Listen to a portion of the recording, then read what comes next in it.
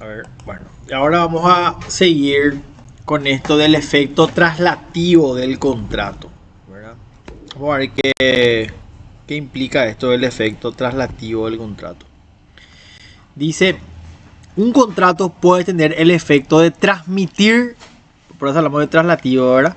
La propiedad de cosas muebles o inmuebles del patrimonio del vendedor al comprador. Lo que acabe de analizar es si el contrato por sí solo puede transmitir la propiedad o si también requiere de la tradición, que es la entrega de la cosa, conforme el 1927 del Código Civil. Habrá tradición cuando una de las partes entregare voluntariamente una cosa y la otra la recibiere del mismo modo. O sea, acá la pregunta es, si un contrato ya tiene efecto con solamente, en este caso, un contrato por sí mismo, ¿puede transmitir propiedad o también es necesaria la entrega de la cosa para concluir esa transmisión de propiedad? Esa es la pregunta. En Roma, como imperaba la solemnidad por sobre el formalismo, la tradición era un requisito sine qua non, o sea, era un requisito sin el cual no, ¿verdad? No se podía perfeccionar, no se podía transmitir la propiedad. Se tenía que entregar la cosa. Actualmente, sin embargo, rigiendo el principio de libertad de formas, el simple acuerdo de voluntades es, en principio, capaz de transmitir la propiedad de las cosas. Claramente, siempre que se cumpla con la fórmula establecida en el código, ¿verdad? A través de la escritura pública. Pero el contrato tiene efecto traslativo. Esto es lo importante. Ya no es necesaria la tradición, la entrega de la cosa. Contratos a favor o a cargo de terceros. En este tipo de contratos, el promitente se obliga a efectuar una prestación en beneficio a un tercero, quien no participa en el acuerdo y que, a pesar de no intervenir en la celebración del contrato, se encuentra facultado a aceptar o rechazar la prestación pactada a su favor. Ese es el contrato a favor o a cargo de terceros.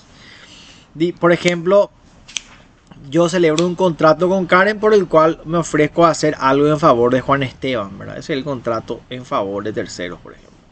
Dice el 730 del Código Civil: el contrato celebrado a nombre propio por el que se promete la prestación de un tercero será obligatorio si el promitente hubiere garantizado la ratificación o el cumplimiento por parte de aquel. O sea, el tercero tiene que aceptar. En la duda se entenderá que solo fue garantizada la ratificación. Prestada esta, las relaciones entre el estipulante y el tercero serán juzgadas como si el contrato se hubiere ajustado directamente entre ellos. Entonces, de dicha norma se desprende que el promitente es una de las partes, puede garantizar la ratificación del tercero o el cumplimiento del tercero, o sea, él se hace cargo. En caso de duda, se entenderá que solo garantizó la ratificación del tercero, por ser esta menos comprometedora para el promitente. Finalmente, cuando se haya ratificado la obligación por el tercero, la relación se vuelve simple, es decir, se entenderá como si fuera que el contrato fue celebrado entre dos partes y no tres. Eso en cuanto al contrato a favor o a cargo de terceros, ¿verdad? Dice el 731, complementa dicha disposición cuando dice que si en el caso del artículo anterior no se ratifica la promesa o no se cumple la prestación ofrecida, el estipulante podrá exigir daños e intereses al promitente. Claro, porque el promitente celebró el contrato con una persona a cargo de un tercero. Si éste no hubiere garantizado la ratificación o el cumplimiento, solo será responsable si no se ha ocupado de obtenerlos o si no se los obtuvo por su culpa. Vamos a ver si hay un ejemplo un poco más adelante. Pero es interesante la figura del contrato en favor o a cargo de terceros.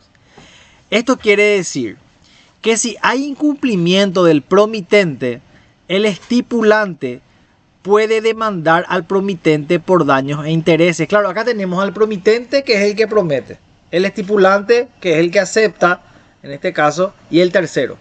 Por eso dice, hay tres personas acá. Esto quiere decir que si hay incumplimiento del promitente, el estipulante puede demandar al promitente, al que prometió por un tercero, en favor o a cargo de un tercero, por daños e intereses. Pero si este último no hubiere garantizado la ratificación o el cumplimiento de la prestación del tercero, solo responderá si ni siquiera ha intentado obtener la ratificación o el cumplimiento del tercero, o si no los obtuvo por culpa suya. Recordemos que la culpa está definida en el 421, el cual prevé habrá culpa cuando se omitieren aquellas diligencias exigidas por la naturaleza de las obligaciones y que corresponda a las circunstancias de las personas, tiempo y lugar. Acá hay un ejemplo. Vamos a ver el ejemplo para cerrar el concepto de, en este caso, contratos en favor o a cargo de terceros. Dice, ejemplo. El ejemplo de este contrato a favor de terceros es el siguiente. A promete a B venderle el auto de C. En este caso, esto es el caso de la venta de auto en playa, eso, ¿verdad? En este caso, el contrato celebrado a nombre propio obliga al promitente la prestación de un tercero cuando el promitente hubiere garantizado la ratificación o el cumplimiento del tercero, y no cuando hay poder, pues el poder crea la ficción jurídica de que se está contratando con el mismo representado, motivo por el cual no hay tres partes en la relación contractual, sino dos. O sea, voy a tratar de bajar otra vez este ejemplo, ¿verdad? Yo le puedo vender el auto de Juan Esteban a Karen. En este caso, yo soy el promitente. Yo tengo el auto conmigo y Karen es la compradora, ¿verdad? En este caso y Karen es la estipulante. Yo soy el promitente. Karen, te vendo el auto de Juan Esteban. Y Karen es la estipulante, Karen es la que acepta, en este caso. El tercero es Juan Esteban. Yo como promitente tengo que lograr que Juan Esteban le transfiera a Karen, en este caso, la propiedad del auto. Yo asumo esa responsabilidad, por eso dice acá, ¿verdad? El ejemplo de este contrato a favor de terceros es el siguiente. A promete a B. Yo le prometo a Karen venderle el auto de C, el auto de Juan Esteban. En este caso, el contrato celebrado a nombre propio, yo, obliga al promitente, me obliga a mí, la prestación de un tercero, en este caso que es Juan Esteban, cuando el promitente hubiere garantizado, cuando yo garanticé la ratificación o el cumplimiento del tercero, ¿verdad? Yo garanticé que él le va a transferir el auto a Karen. Entonces yo me hago responsable. Y no cuando hay poder. Claro, cuando hay un poder no hay tres personas. Cuando hay un poder hay un representante, ¿verdad? En este caso que actúa en nombre del representado. Ahí hay solamente dos personas. Pero esa es la figura de la que estamos hablando, ¿verdad? De los contratos a favor o a cargo de terceros. Dice el 732. El que obrando en su propio nombre, estipule una obligación a favor de un tercero, tiene el derecho de exigir su ejecución en provecho de ese tercero. Esto se da en el caso de que A, llamado estipulante, oferta a B, el coestipulante, algo que beneficia a C, quien es el tercero beneficiario. En este caso, A puede exigir la ejecución de la obligación en favor de C. El artículo 733 a su vez establece que dice: el tercero o sus derechohabientes pueden también reclamar directamente del deudor, salvo convención en contrario, la ejecución de la prestación. El deudor puede oponer al tercero las excepciones resultantes del contrato, en caso de revocación de la estipulación o de negativa del tercero a aprovecharse de ella. La prestación quedará a beneficio del estipulante, salvo que otra cosa resultare de la voluntad de las partes o de la naturaleza del contrato. Se va poniendo más complejo. El tercero beneficiario también puede exigir la prestación al coestipulante, salvo acuerdo en contrario. Sin embargo, este coestipulante puede oponer al tercero las excepciones relativas al contrato, como ser pago, transacción, conciliación, etc. El ejemplo que estoy buscando. No hay ejemplo acá.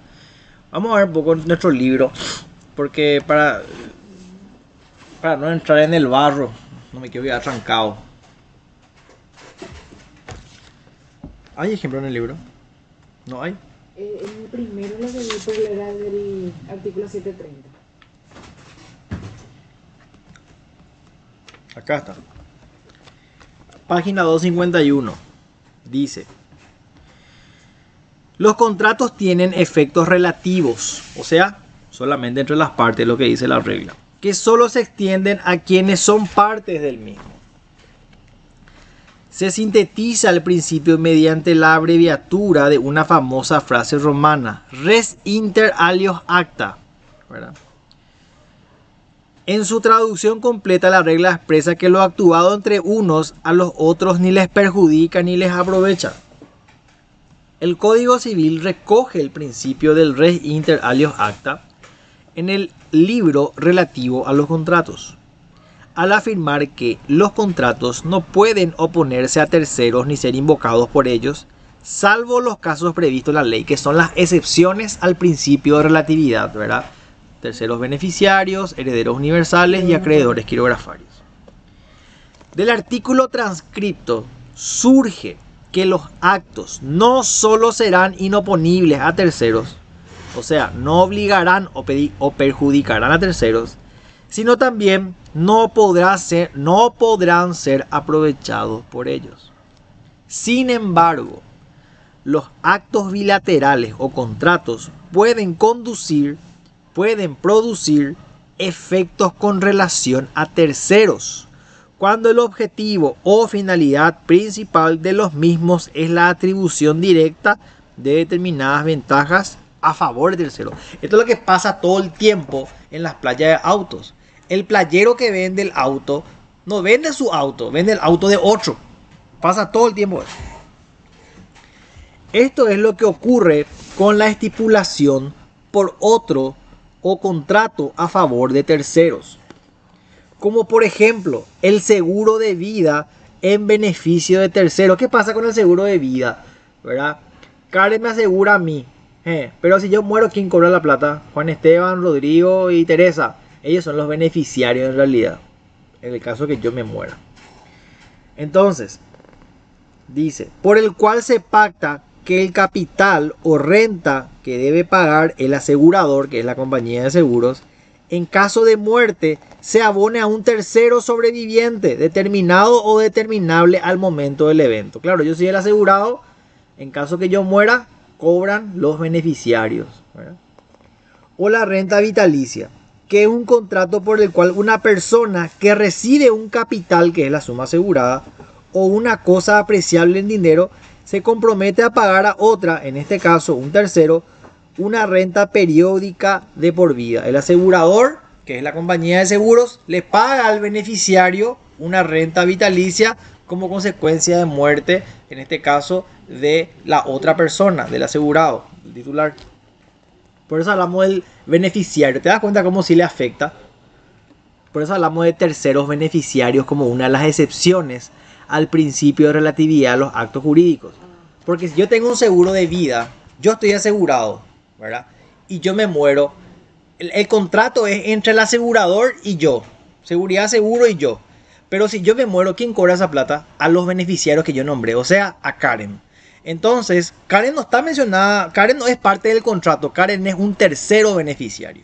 Entonces por eso decimos que también aplica acá en este caso la excepción del principio de retroactividad, perdón, de la excepción del principio de relatividad de los actos jurídicos. Juan Esteban.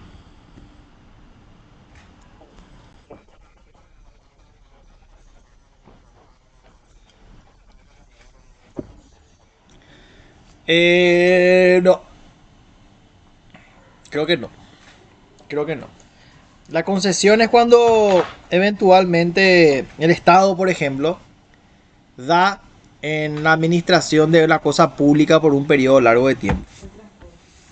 Por ejemplo, las rutas, ¿verdad? Concesión a la administración de las rutas. Eso puede ser, ¿verdad? Donde vos le dejas tu auto consignado al playero, ¿verdad? Y el play, claro, y el playero vende tu auto y le vende a Karen. Ahí hay un contrato entre el playero y Karen. Vos sos un tercero en este caso, porque es tu auto. Lo mismo pasa en el seguro de vida. Yo tomo un seguro con la compañía de seguros y hay un tercero que es Karen, que en caso que muera, que no es parte del contrato, va a ser la beneficiaria, ¿verdad? Eso, ahí estamos, ahí para entender nomás quién lo que es el tercero. Pero, exacto, es la figura de la consignación, ¿verdad? Exacto. Pero debe reiterarse, dice. En todo caso, deberá siempre un interés plausible por el cual se atribuya a un tercero derechos y no se le imponga obligación. Claro, el interés plausible es la plata, ¿verdad? Y el beneficiario no tiene ninguna obligación, solamente la de recibir la plata, ¿verdad? Ahora bien, partes son los sujetos que por sí o por medio de representantes han adquirido derechos o se han comprometido a cumplir determinadas obligaciones. Volviendo al ejemplo del seguro de vida. Las partes en el contrato soy yo como asegurado y la compañía de seguros como asegurador. Karen, que es la beneficiaria del seguro, no es parte del contrato. Ella solamente va a aparecer si yo me muero porque va a cobrar la plata.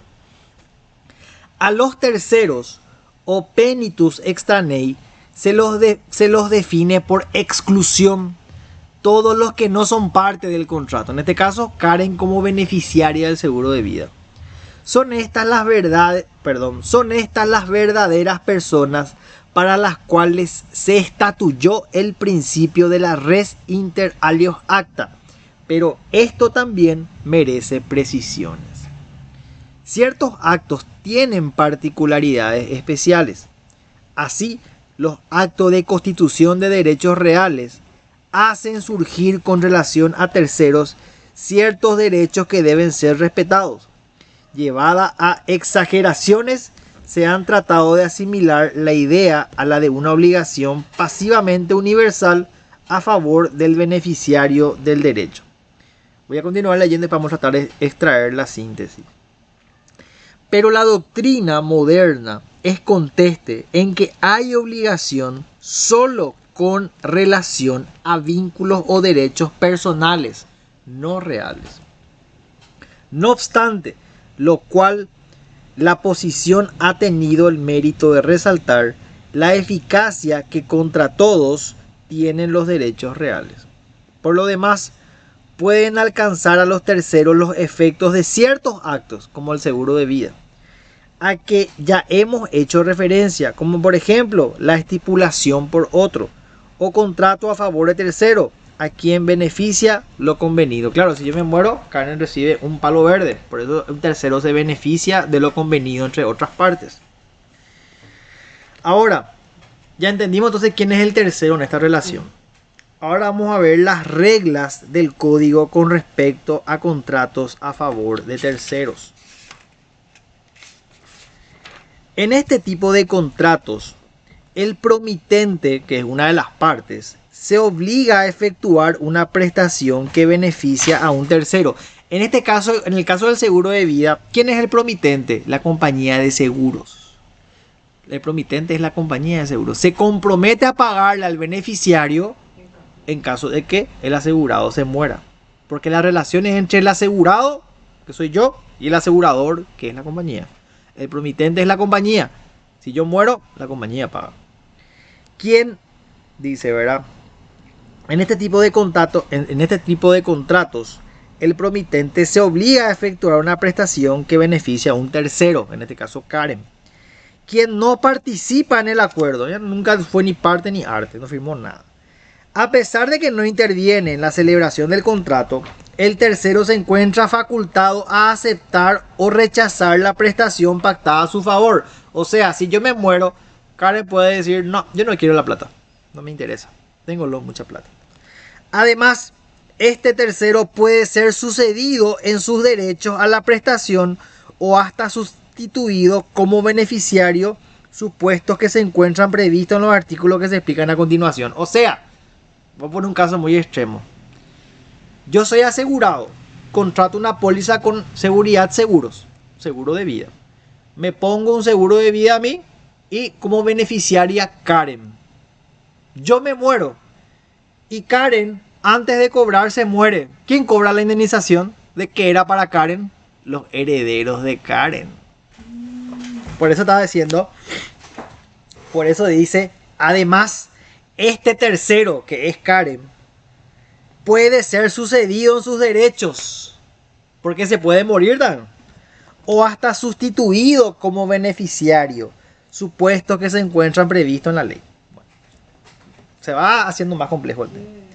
El artículo 730 del Código prevé que el contrato celebrado a nombre propio por el que se promete la prestación de un tercero, acá es otra cosa, se promete la prestación de un tercero, será obligatorio si el promitente hubiere garantizado la ratificación o el cumplimiento por parte de aquel. En la duda se entenderá que solo fue garantizada la ratificación. Prestada esta, las relaciones entre el estipulante y el tercero serán juzgados como si el contrato se hubiera ajustado directamente entre ellos. Si no se ratifica la promesa o no se cumple la prestación ofrecida, el estipulante podrá exigir daños e intereses al promitente. Ello salvo que éste no hubiere garantizado la ratificación o el cumplimiento, en cuyo supuesto solo será responsable si no se ha ocupado de obtenerlos o si no se obtuvo por su culpa. Acá no se pone medio argel, pero vamos a ver el ejemplo. Obviamente que quien obrando en su propio nombre estipule una obligación a favor de un tercero, tiene el derecho de exigir su ejecución en provecho de ese tercero. Si la invoca o si el tercero se niega a aprovecharse de ella, el código aclara que la prestación quedará a beneficio del estipulante, salvo que otra cosa resultare de la voluntad de las partes o de la naturaleza del contrato. ¿Verdad? O sea, que si yo, vamos con el seguro de vida siempre, ¿verdad? Si yo soy el estipulante y contrato un seguro con la aseguradora, que es el promitente, que se compromete a pagarle a un beneficiario, primero que nada, ese beneficiario es el tercero, que puede o no aceptar la prestación de vida. Eventualmente, dice acá, obviamente, que quien obrando en su propio nombre estipule una obligación a favor de un tercero, si yo obro en mi nombre y estipulo una obligación a favor de un tercero, si la revoca o si el tercero se niega a aprovecharse de ella, ¿qué dice el código? La prestación quedará otra vez a beneficio del estipulante. Yo no, en este caso el seguro de vida es impracticable porque para ese efecto yo ya voy a estar muerto, ¿verdad? Ya es impracticable, ya el ejemplo ya no sirve, ¿verdad? Salvo que otra cosa resultare de la voluntad de las partes o de la naturaleza del contrato, ¿verdad? Porque en este caso, para que se active el contrato, yo me tengo que morir. Y si Karen rechaza como beneficiaria, eso ya no puede volver a mí porque yo ya estoy muerto. Por su parte, aclara, dice el 734 del código, que el estipulante puede reservarse el derecho de sustituir al tercero designado en el contrato, independientemente de la anuencia del otro contratante. O sea, Si yo establezco un seguro de vida, puedo ponerle como tercero a Karen, y si Karen rechaza, a otro tercero, a Juan Esteban, por ejemplo. Por eso dice, por su parte, el código dice que el estipulante, que soy yo, puede reservarse el derecho de sustituir al tercero designado en el contrato, independientemente de la anuencia del otro contratante, ¿verdad? Tal sustitución puede hacerse por actos entre vivos o por disposición de última voluntad. Eso es, si Karen no acepta, entonces que vaya a otra persona, a otro tercero. Eso también se puede hacer en el seguro de vida. Se llama designación de beneficiarios por prelación. Si la primer beneficiaria acepta, genial. Si no, va a la segunda. La revocación puede hacerla el estipulante hasta después de su muerte. La revocación puede hacerla el estipulante hasta después de su muerte. Ah, claro, mediante el testamento. Salvo que hubiera renunciado el estipulante al derecho de hacerlo. Por último, precisa el 736 que el tercero que no haya aceptado el beneficio estipulado a su favor puede repudiarlo. No quiere. La renuncia será irrevocable y extinguirá su derecho como si nunca hubiera existido.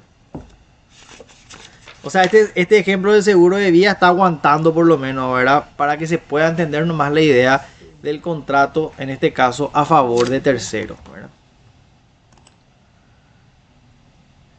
Bueno. El autocontrato. Esto ya es prácticamente lo último que queda de esta unidad. El autocontrato. Dice, usualmente los contratos son celebrados por las partes, aunque nada obsta a que éstas contraten por medio de representantes, lo que crea la ficción jurídica de que es el representado el que está suscribiendo el contrato. Hasta acá, súper claro. Aunque realmente el que lo suscribe es el representante. Claro, si yo le doy un poder a Juan Esteban para que me represente, por una ficción se entiende que soy yo el que está ahí, ¿verdad? Pero realmente es Juan Esteban. Pero lo que aquí nos interesa son los autocontratos, es decir, aquellos que los celebra una misma persona por un lado como parte y por el otro como representante de la otra persona. Consigo mismo. La situación del autocontrato es fáctica y no jurídica, pues para el derecho realmente no es una sola persona la que celebra el contrato consigo mismo, porque los efectos del contrato atañen a dos patrimonios distintos, el de la parte y el del representado. ¿Qué dice? Los autocontratos no son prohibidos, aunque existen dos normas del Código Civil que tratan de limitarlos. El primero de ellos, el 348, dice, el cual establece que el representante, en este caso, el que representa los intereses del representado, el representante deberá abstenerse de formalizar consigo mismo un acto jurídico, sea por cuenta propia o de un tercero, si el representado no lo hubiera autorizado, a menos de que se tratare de cumplir una obligación. Voy a dar un ejemplo. Se me ocurre esto. Karen me da un poder a mí. Me da un poder por el cual yo puedo comprarle una camioneta Ford. Y justo yo tengo una camioneta Ford que es mía. Entonces, como yo le represento a Karen, ¿verdad? Porque ella me dio un poder para que yo le represente. Y justo yo tengo una camioneta Ford, me compro a mí mismo la camioneta para Karen. Esa es más o menos la figura del autocontrato que se me ocurre. Por eso dice, en una de las limitaciones, el representante deberá abstenerse de formalizar contratos consigo mismo, dice, ¿verdad? En un acto jurídico. Lo mismo pasa con el tutor, ¿verdad? Sea por cuenta propia o de un tercero, si el representado no lo hubiera autorizado, a menos de que se tratare de cumplir una obligación. Claro, lo mismo ocurre con el tutor. ¿Qué pasa si, por decirte nomás, ¿verdad? A mí se me nombra como tutor del hijo de Verónica Chávez, del hijo de Marcelo Toyotoshi. La puta, el tipo tiene un imperio de dinero. Y yo soy el tutor del hijo de Marcelo Toyotoshi, yo soy su representante de su hijo, porque él ya no tiene padre, están muertos ellos. Y yo represento los intereses del patrimoniales de ese Mitaí. Y bueno, ¿qué voy a hacer? Voy a hacer negocios conmigo mismo, por supuesto, ¿verdad? Para obtener beneficios. Por eso es que el Código Civil limita los contratos con uno mismo, ¿verdad? A no ser que hubiera sido autorizado por el representado, ¿verdad? ¿Se entiende la figura? ¿Se entiende la figura? La otra norma que se refiere al tema se encuentra en el 891 del Código Civil, el cual se encuentra dentro de la sección de los efectos del mandato y nos dice que el mandato deberá posponer sus intereses en la ejecución del contrato si mediare conflicto entre los suyos y los del mandante. O sea, por supuesto, si hay conflicto de intereses entre el mandante, ¿verdad?, y el mandatario, por confundirse la misma persona del mandatario con los intereses, entonces lo que dice es se posponen los intereses de la ejecución del contrato, porque hay un conflicto entre el mandatario y los intereses del mandante. Eso en el caso del autocontrato. Creo que el ejemplo este va a servir, ¿verdad? Karen me dio un poder para que yo compre una camioneta y justo yo como persona tengo una camioneta, entonces en representación de Karen me compro a mí mismo la camioneta para Karen. Ese es el autocontrato, ¿verdad? Está permitido, pero está limitado a su vez en el Código Civil. Con eso terminamos la unidad 7 y arrancamos esta última unidad 8. Por una cuestión de curiosidad nomás, ¿verdad? Que hay que ver cuántos PPT tiene esta chota. Un ratito. Hija de puta largo. Hasta el 245. Bueno. Ok.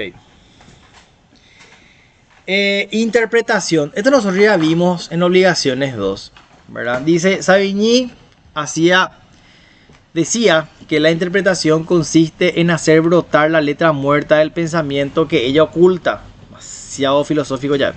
Bonifacio Ríos dice que la interpretación consiste en la tarea de desentrañar el verdadero sentido de las cláusulas ambiguas o dudosas, arrojar luz sobre las expresiones oscuras para fijar el alcance de sus términos de modo a conocer las obligaciones que surgen de las mismas. Muchas veces los contratos se redactan mal, de manera ambigua, incompleta o contraria. ¿Cómo hacemos entonces para entender su sentido? A través de las técnicas de interpretación que nos da el Código Civil.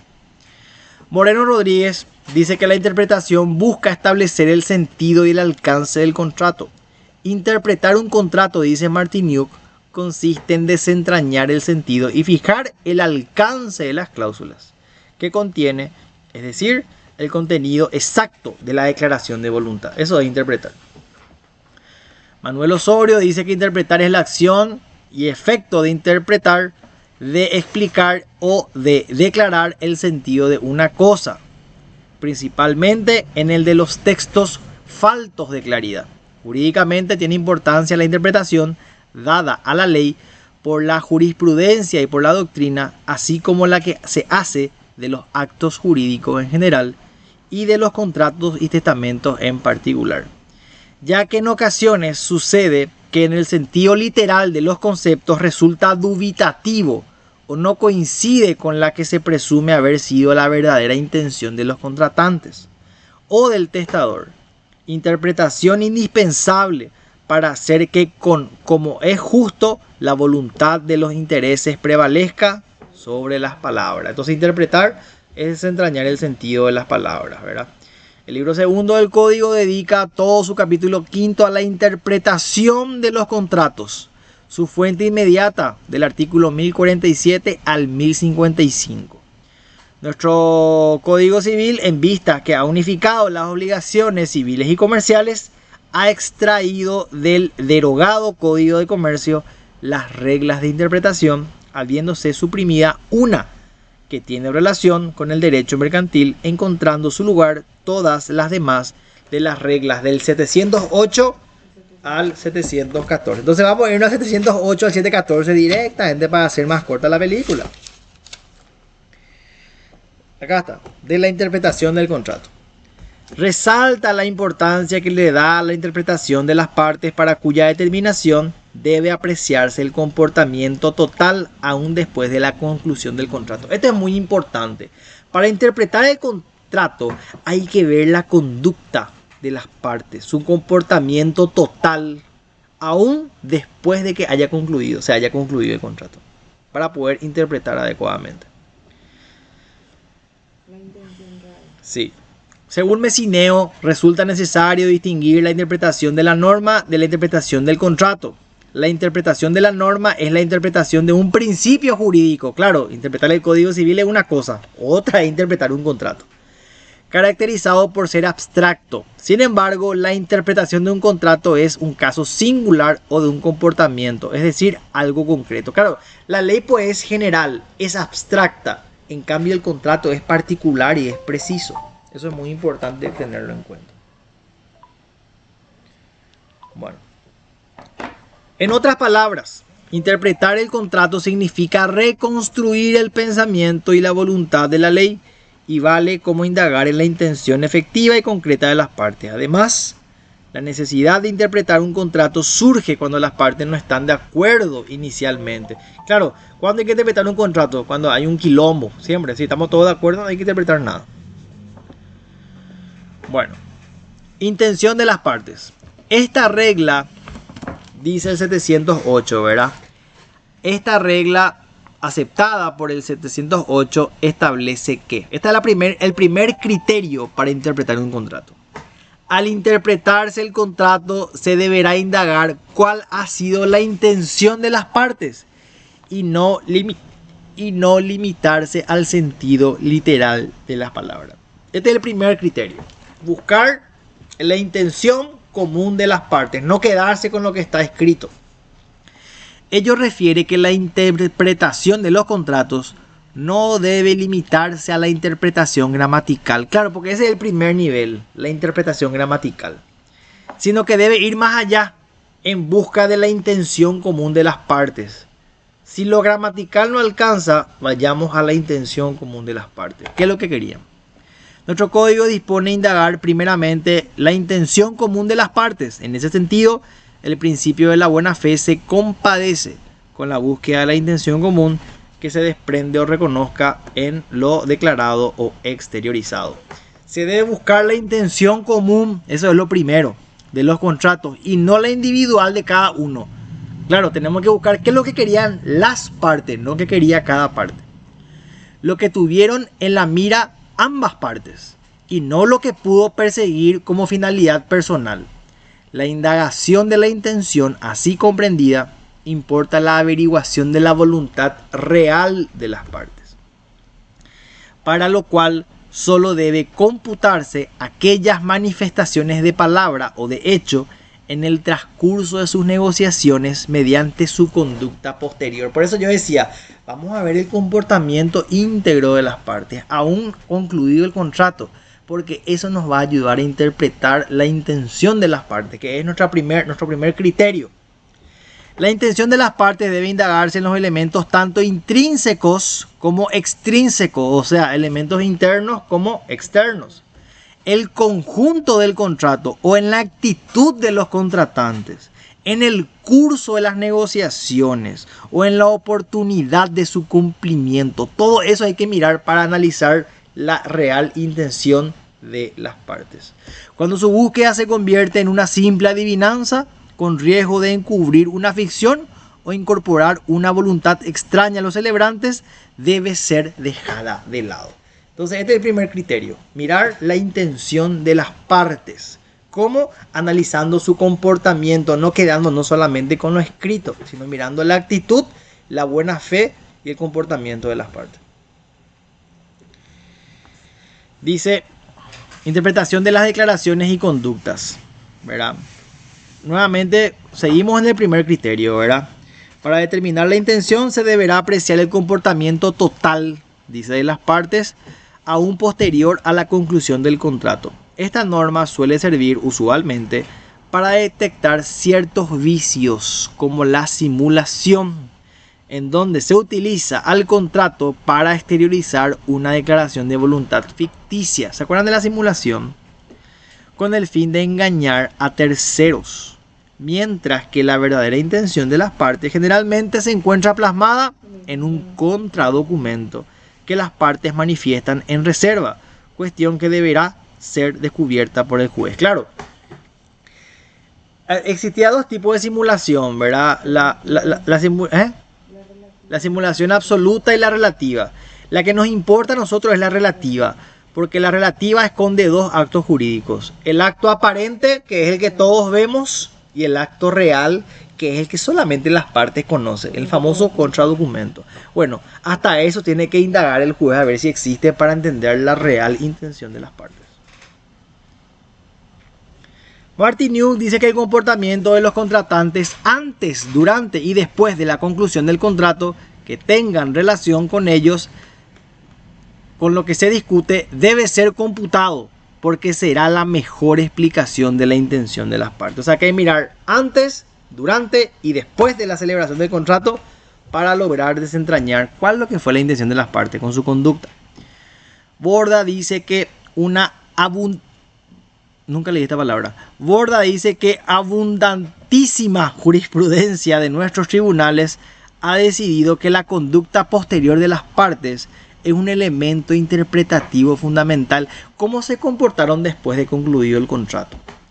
En efecto, cuando las mismas partes con su conducta posterior han revelado inequívocamente cuál es el significado y el alcance del contrato, no podrán luego ampararse en una cláusula de interpretación dudosa para desviar de lo que ellas mismas han demostrado querer.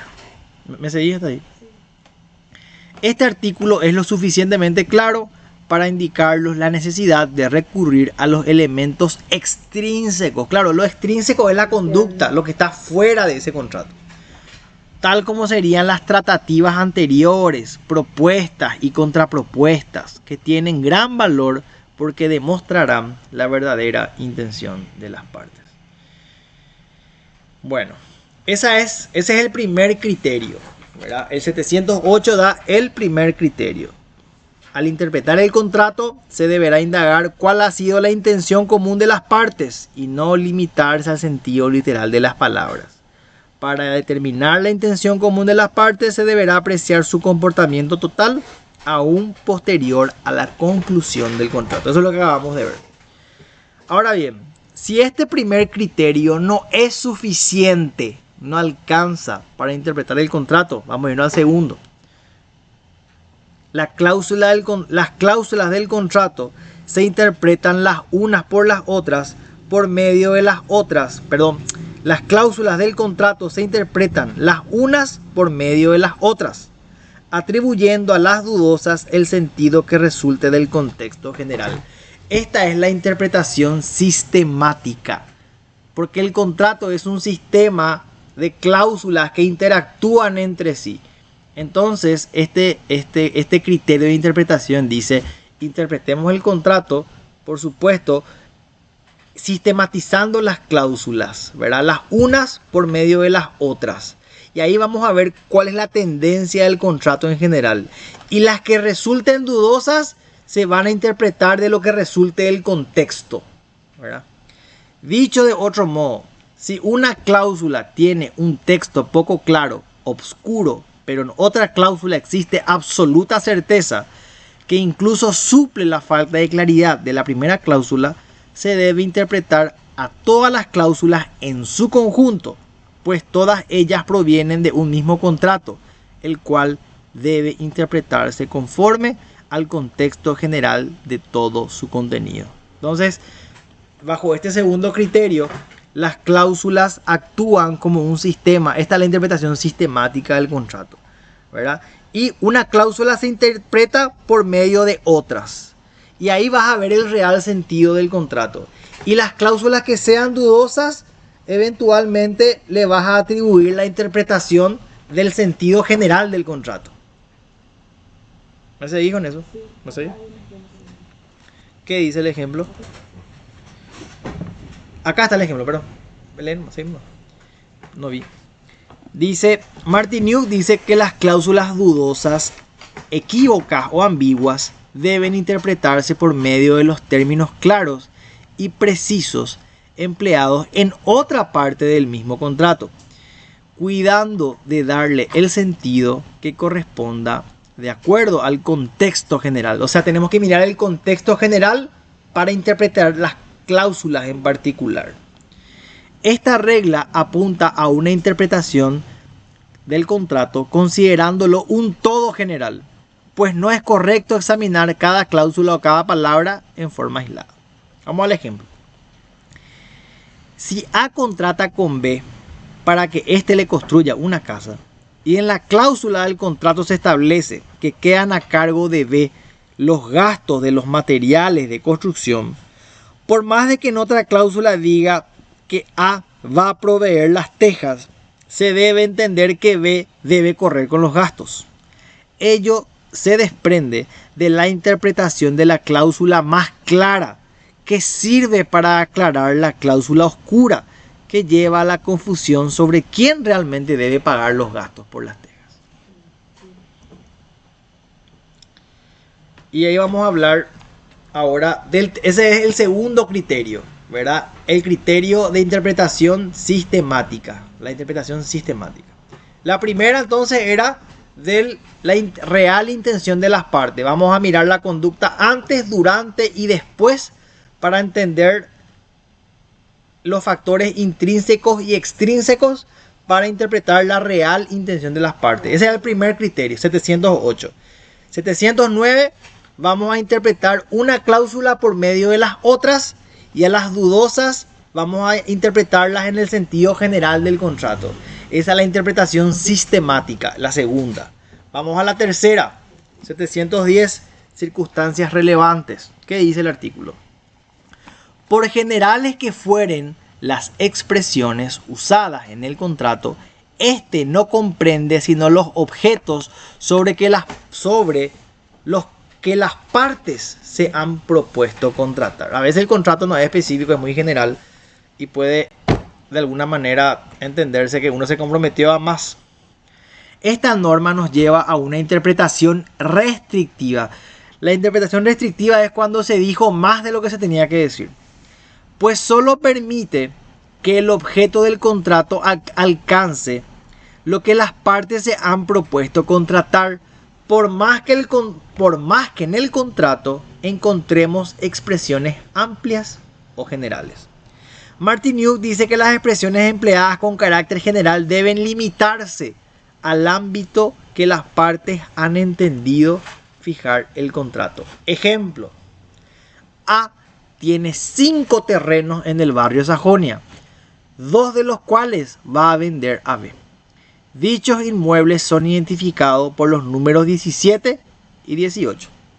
En otra cláusula del contrato dice que A se obliga a transferir los inmuebles del barrio Sajonia a B, lo que nos lleva a interpretar que solo se refiere al 17 y 18 y no a los demás inmuebles que posee A en el mismo barrio, porque el contrato no comprende los objetos sobre lo que las partes se han propuesto contratar. Ahí creo que queda bastante claro, ¿verdad? Cuando hablamos de las circunstancias relevantes, tenemos que limitarnos al objeto, a lo que se menciona en el contrato. En caso de que los términos empleados sean de carácter general, ¿verdad? Tenemos que limitarla. La interpretación debe ser restrictiva.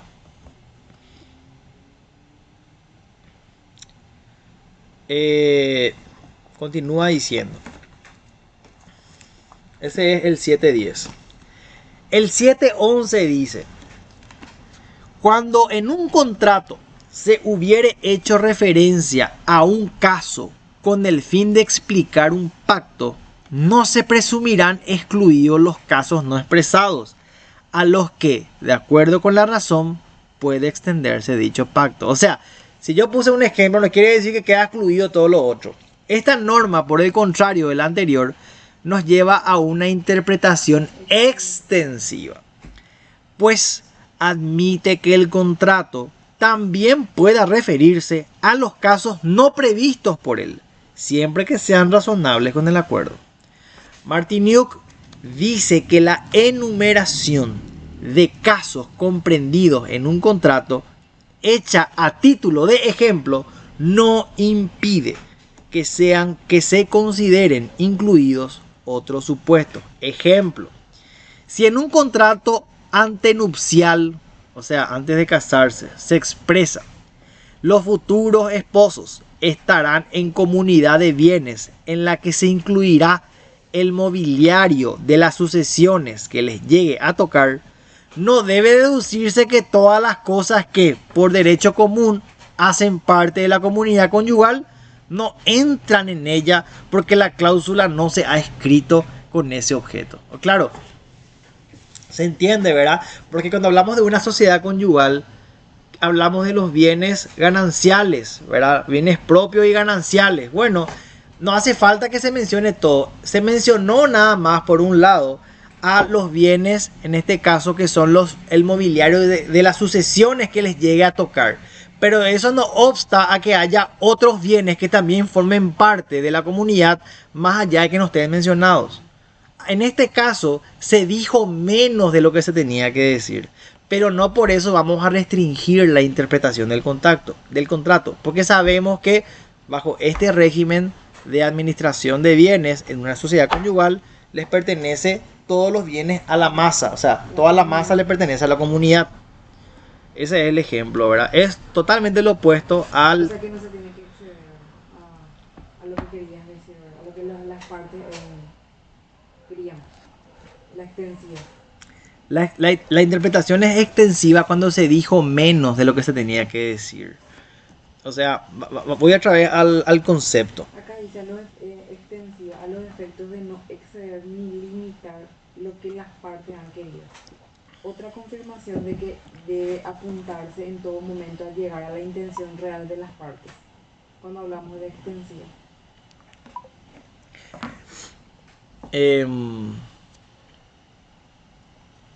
Viste que son cuestiones opuestas. La interpretación es restrictiva cuando el contrato dice más de lo que tiene que decir y habla en términos muy generales. Entonces vamos a limitar el alcance del contrato, como decía el ejemplo anterior. Si en el contrato de compraventa, en una cláusula, dice que los terrenos que te voy a vender son el 1 y el 2, y en otra cláusula dice los terrenos van a ser transferidos a Karen, los terrenos del barrio Sajonia van a ser transferidos a Karen, entendiendo que yo tengo 12 terrenos dentro de Sajonia, no quiere decir que los 12 se van a ir a vos. Hago referencia y limito, restrinjo solamente la interpretación de esa cláusula a esos 2 terrenos que mencioné en otra cláusula. Esa es la interpretación restrictiva, de la del 710. En cambio, en el 711 la lógica es al revés. Cuando se dijo menos de lo que se tenía que decir, se aplica una interpretación extensiva.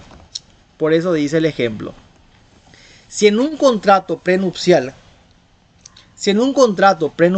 se expresa, a modo de ejemplo se expresa, los futuros esposos estarán en comunidad de bienes en la que se incluirá el mobiliario de sucesiones que les llegue a tocar, pero solamente dice eso.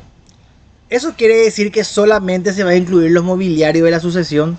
No, no quiere decir eso. Lo que da como ejemplo nada más es que el mobiliario de la sucesión va a ser parte de la comunidad. Pero no porque no mencione todo lo otro queda excluido.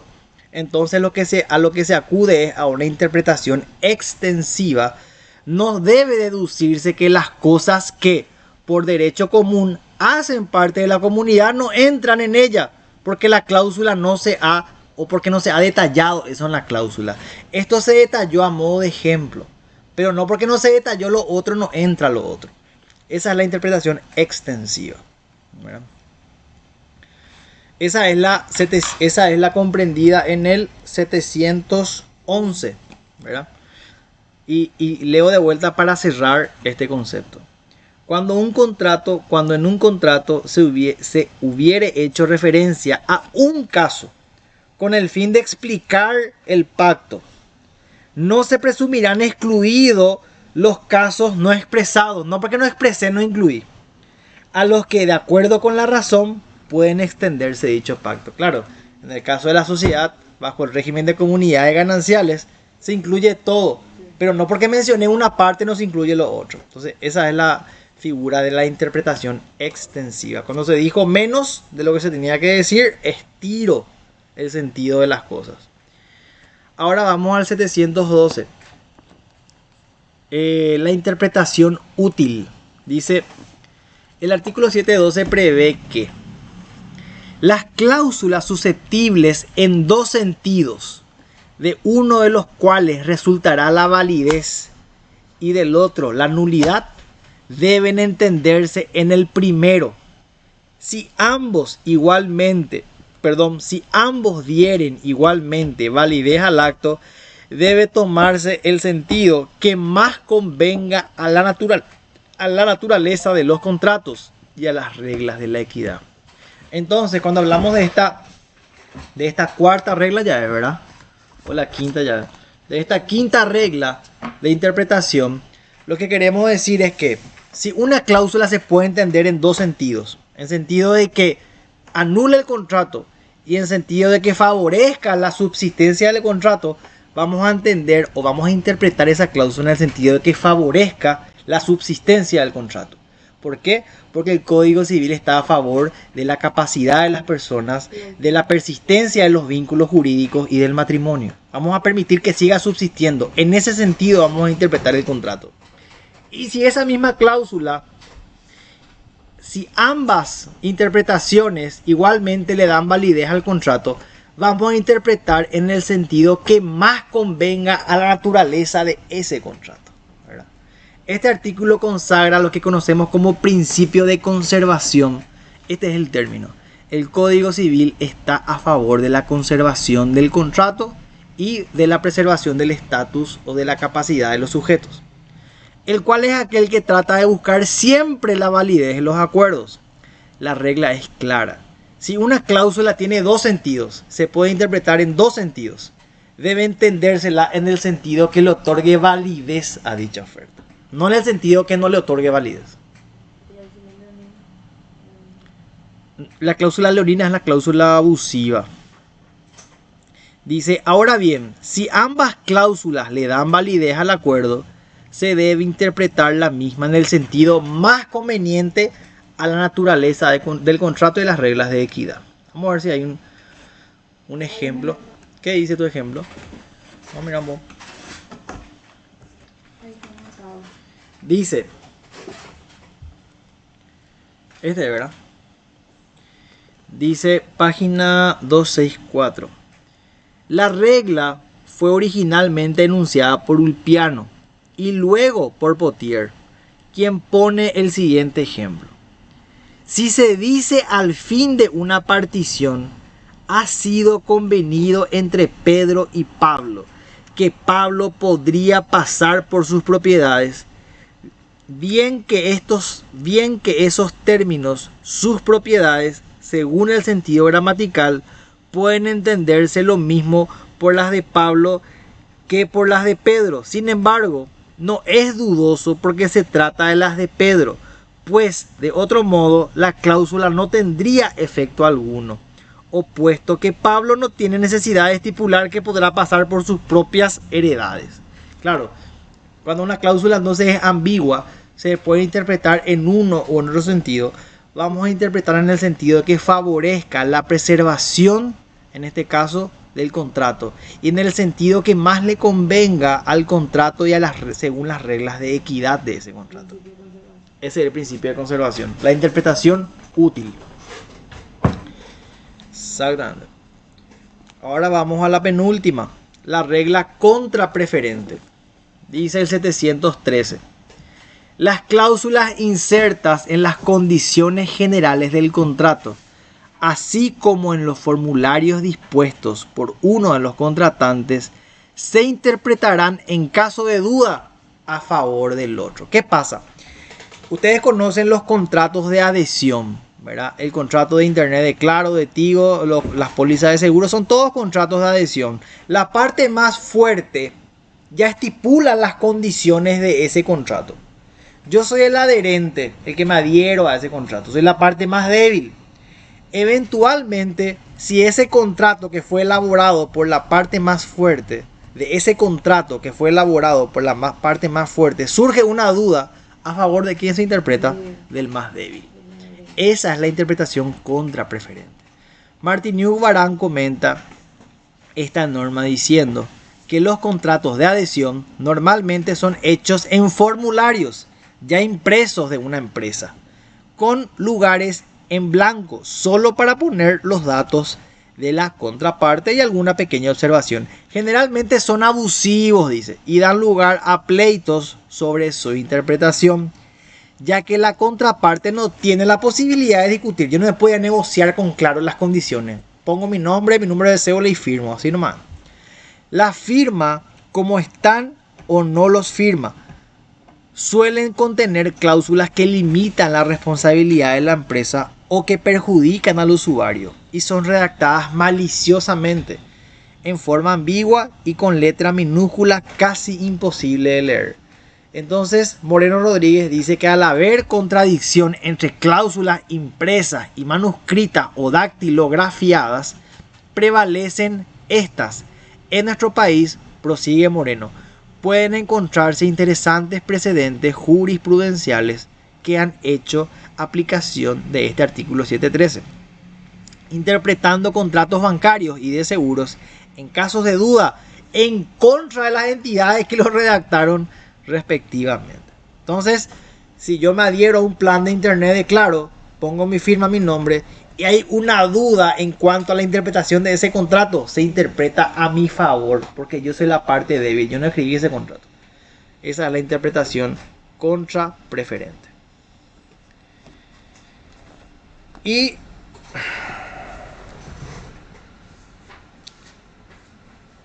ese es el 713, la contrapreferente. Después dice discrepancia lingüística.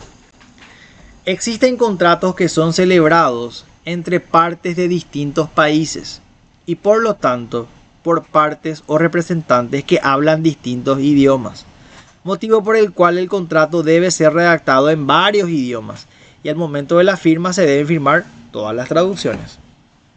Ahora bien, ¿qué sucede si las traducciones del contrato variasen siquiera en lo más mínimo de alguna de las cláusulas contractuales? Claro, porque traducir un contrato no es tan fácil, ¿verdad? Los principios Unidroit nos dicen que cuando un contrato es redactado en dos o más versiones del lenguaje, todas igualmente auténticas, prevalecerá en caso de discrepancia entre tales versiones la interpretación acorde con la versión en la que el contrato fue redactado originalmente. Si fue redactado originalmente en inglés y traducido al español, vale la del inglés. Ejemplo, A y B negocian y redactan un contrato en inglés, a pesar de que el inglés no es el idioma materno de ninguno de ellos. Antes de traducirlo a sus respectivos idiomas, las partes acuerdan que las tres versiones serán igualmente auténticas y tendrán la misma jerarquía. En caso de discrepancia entre los textos, deberá preferirse por la versión en inglés, a menos que las circunstancias indiquen otra cosa. Por eso, el contrato debe interpretarse en el sentido del idioma original en el que se redactó el contrato. Y si primero se redactó en inglés, se tradujo al francés y después al español, se interpreta en el sentido de la redacción original, el inglés.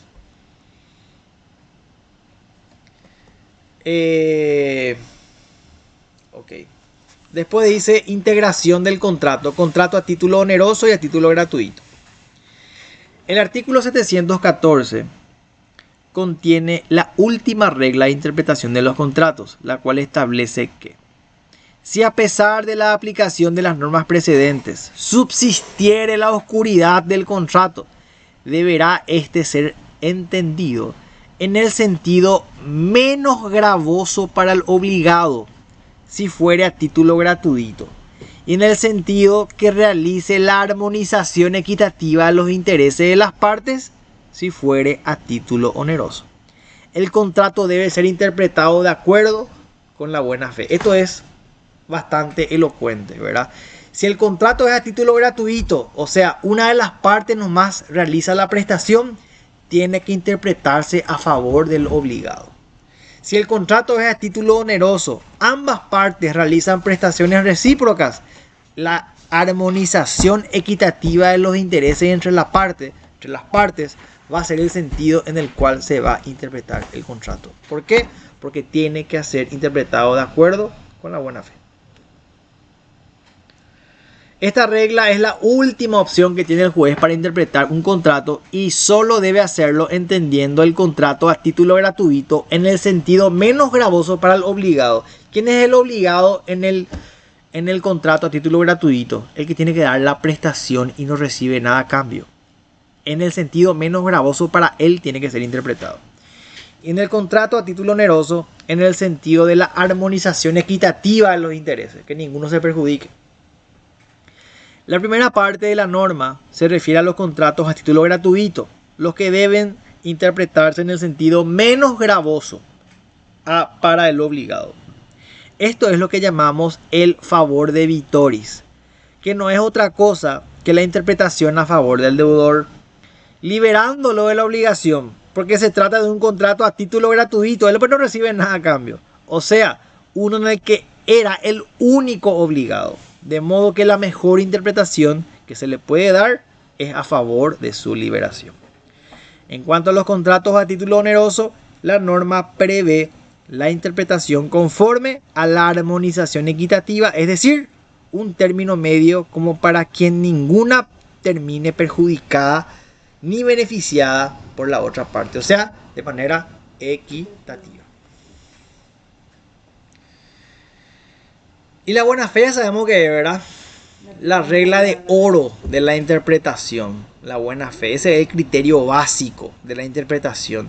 El comportamiento legal, recto y honesto de las partes. Esa es la buena fe. No quiero entrar mucho acá, pues ya sabemos todo esto nosotros, ¿verdad? Existen dos tipos de buena fe. La buena fe creencia, que es la buena fe subjetiva, y la buena fe lealtad, que es la buena fe objetiva, que es la otra variante de la buena fe. Bueno. Y con eso creo que podemos cerrar nuestro repaso de hoy, ¿verdad? Pero lo otro ya es desarrollo sobre lo que ya hablamos.